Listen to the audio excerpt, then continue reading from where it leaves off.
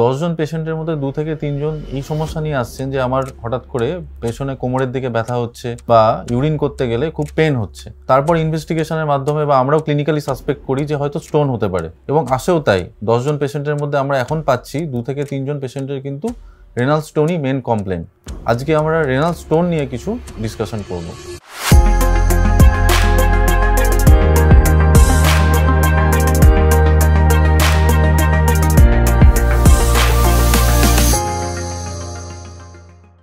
আমি ডক্টর সৌরভ সাধু খান, currently consultant nephrologist হিসাবে আছি ভিভাসিটিস মাল্টি স্পেশালিটি হসপিটালে মধ্যমগ্রামে। তো রেনাল স্টোন জিনিসটা কি? রেনাল স্টোন হলো যে একটা ক্যালসিয়াম বা অক্সালেট, মেনলি এই দুই ধরনের একটা মেটেরিয়াল দিয়ে কিছু জিনিস আমাদের কিডনি বা কিডনির নিচের পোর্শনে, যেটাকে আমরা ইউরেটার বলি, এবং ব্লাডার, এই কয়েকটা জায়গাতে ডিপোজিশন হতে পারে।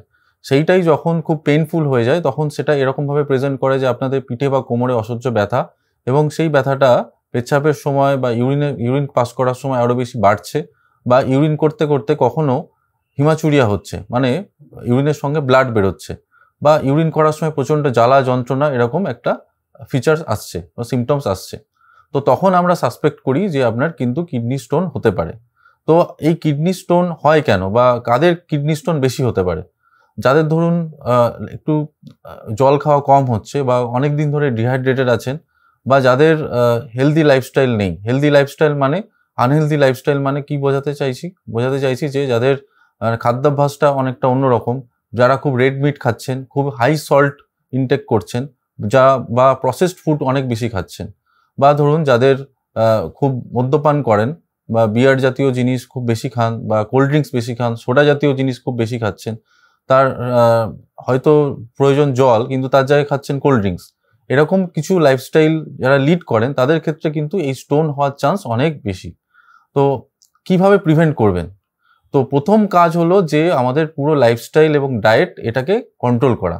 ধরুন আপনি পর্যাপ্ত পরিমাণে যদি নিউট্রিশাস ফুড খান, ডেয়ারি প্রোডাক্ট, বিয়ার বা জলের পরিমাণটা একটু কন্ট্রোল করেন, নিয়মিত এক্সারসাইজ করেন, এইগুলো যদি আপনি মেনটেন করেন তাহলে কিন্তু আপনার স্টোন হওয়ার চান্স অনেক কম থাকবে।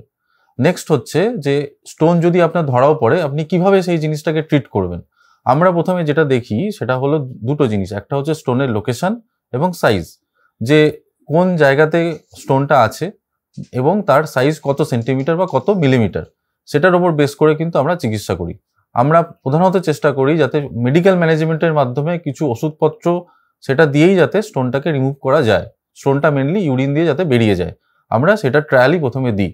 তো সেটাতে যদি কাজ না হয় বা স্টোনের সাইজ যদি খুব বড় থাকে তখন আমরা সার্জিক্যাল ম্যানেজমেন্টে যাই। তো এখনকার দিনে কিন্তু ওপেন সার্জিক্যাল ম্যানেজমেন্টের থেকেও বেশি ইম্পর্টেন্ট হচ্ছে মাইক্রো সার্জারি। একটা সিস্টোস্কোপি বা কিডনিতে একটা ছোট পাংচার করেই কিন্তু বেশিরভাগ স্টোনকে আমরা বের করতে পারি। সুতরাং কিডনি স্টোন নিয়ে অযথা ভয় পাবেন না, বরং যদি আপনার এরকম কোনো সিমটমস ডেভেলপ করে বা স্টোন ধরা পড়ে তাহলে কিন্তু অবশ্যই আমাদের কাছে আসুন, তার প্রপার ম্যানেজমেন্ট করুন।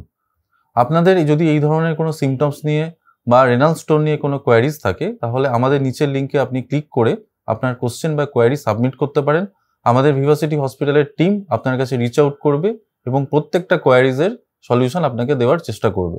এটা ছাড়া আপনাদের লাইফস্টাইল ম্যানেজমেন্টের জন্য এবং নিউট্রিশন ম্যানেজমেন্টের জন্য আমাদের এখানে নিউট্রিশন টিম এবং মুক্তি যোগা প্রোগ্রাম অ্যাভেলেবেল, আপনারা সেটাতে এনলিস্ট করতে পারেন যাতে আপনারা প্রপার ডায়েট এবং নিউট্রিশন, লাইফস্টাইল এই ব্যাপারে পরামর্শ পান। আপনাদের যে কোনো ধরনের এমার্জেন্সি যদি হয় স্টোন রিলেটেড, প্রচণ্ড অসহ্য ব্যথা হচ্ছে, সহ্য করতে পারছেন না, ইউরিনে জ্বালা হচ্ছে, হিমাচুরিয়া হচ্ছে বা ইউরিনের সাথে রক্ত বেরোচ্ছে, আপনার ইমিডিয়েটলি কনসালটেশনের প্রয়োজন, সেই ব্যাপারেও আমরা আছি এবং আমাদের টিম আছেন যারা প্রত্যেক দিন অ্যাভেলেবেল এখানে ভিভাসিটি হসপিটালে। আপনারা যে কোনো দিন কনসালটেশন নিতে পারেন। Thank you.